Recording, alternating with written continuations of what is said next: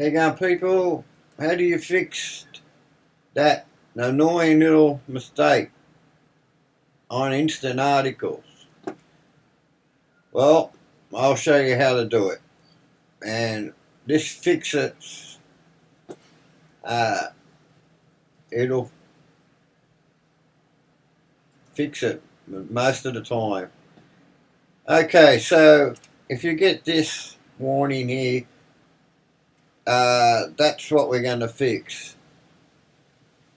If you get other warnings, that this is not for you. This is for the H1, H2, very common error.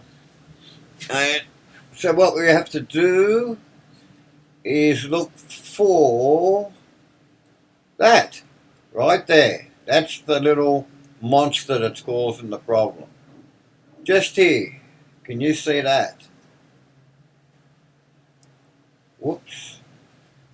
Got to be careful here because you can mess up the code. See that, just that 3, H3? Change it to a H2. 2. And as I do that, you'll notice that one went red. So